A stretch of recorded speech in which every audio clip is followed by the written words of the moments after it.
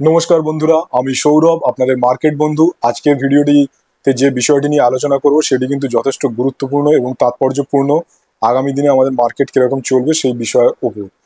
কারণ আমাদের বিশ্বে কিন্তু একটা যুদ্ধ আরম্ভ হয়ে গেছে। হ্যাঁ, ঠিকই শুনছেন, এই যুদ্ধটা কিন্তু কোনো বন্দুক গোলাগুলি নিয়ে যুদ্ধটা নয়। এই যুদ্ধটা হচ্ছে প্রযুক্তি, ইকোনমি, ট্রেড এইসব নিয়ে হচ্ছে, বিষয় নিয়ে হচ্ছে এই যুদ্ধটা আরম্ভ হয়ে গেছে। হচ্ছে ওয়ার্ল্ড ইকোনমিকে কারা ডমিনেট করবে সেই বিষয় নিয়েই এই যুদ্ধটা আরম্ভ হয়ে গেছে। এই যুদ্ধের মূল প্রতিদ্বন্দ্বী হচ্ছে চায়না এবং আমেরিকা। তো কেন এই যুদ্ধ আরম্ভ হলো, এর কারণ কি, এবং আমাদেরই বা এর জন্য কি ফল ভুগতে হবে, তো সেই সব বিষয় নিয়ে আজকের এই ভিডিওতে আলোচনা করব।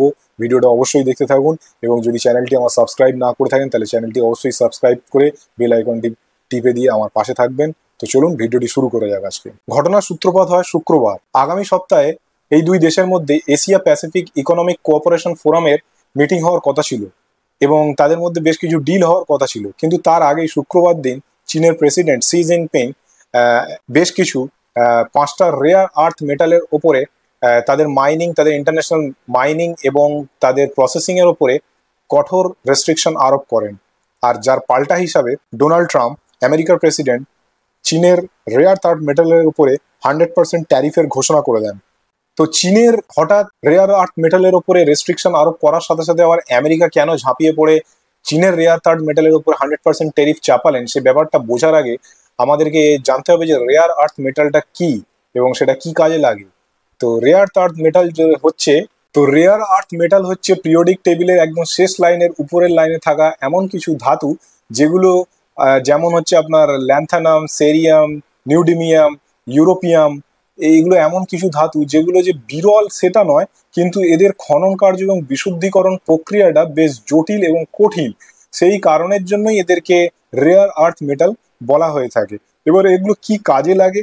এগুলো মূলত কাজে লাগে আপনার ইলেকট্রিক গাড়ি, মোটর, উইন্ড টারবাইন তৈরি করতে, বিশেষত গাইডেড মিসাইল এবং র্যাডার তৈরির কাজে, ফাইবার অপটিক্স, লেজার টেকনোলজি, তারপর আপনার মোবাইলের বিভিন্ন চিপ তৈরি, স্মার্টফোনের।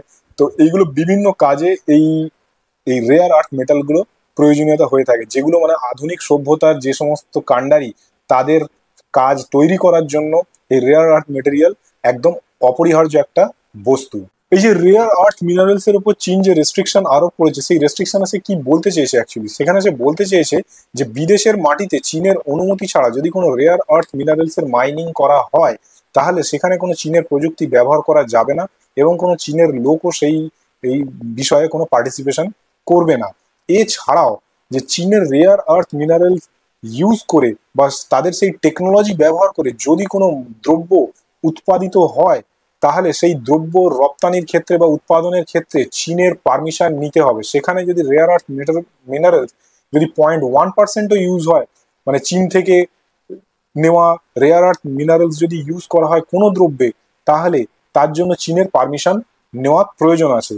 চীন বলতে চাইছে যে যেহেতু এটা একটা খুব সেন্সিটিভ মিনারেল, তাই জন্যে যাতে এটার খুব একটা মিসইউজ না হয় সেই জন্য তারা জাতীয় নিরাপত্তা এবং প্রাকৃতিক সম্পদের সংরক্ষণের কারণ দেখিয়ে article 20 of general agreement on tariff and trade অনুযায়ী এই আইনকে বলবৎ করেছেন।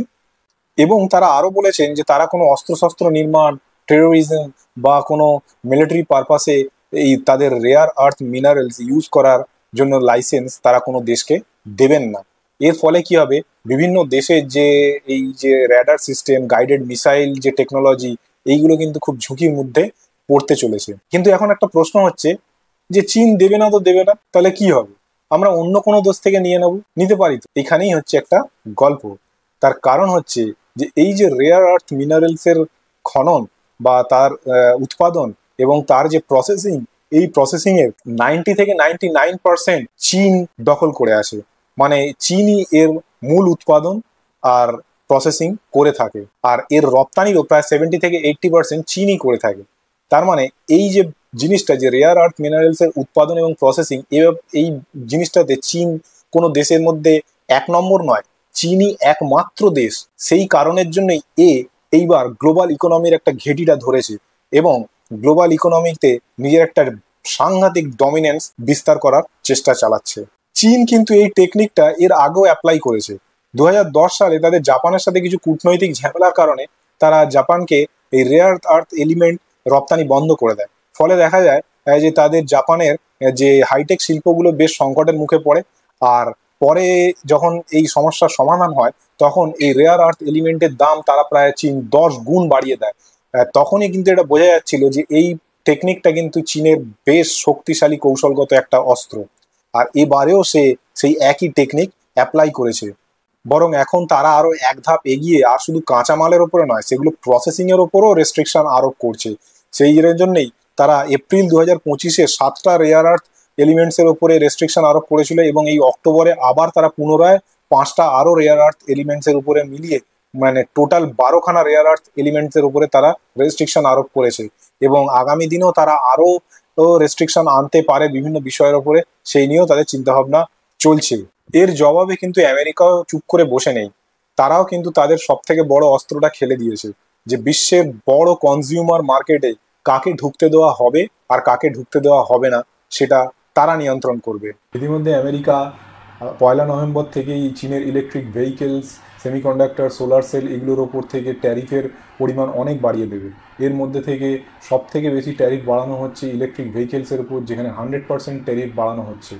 তো এটার মূল উদ্দেশ্য হচ্ছে একটাই, যে চীন যদি কাঁচা মাল বন্ধ করে দেয় তাহলে আমেরিকাও চীনের যে দ্রব্য উৎপন্ন হবে সেগুলো বিক্রির বাজার বন্ধ করে দেবে।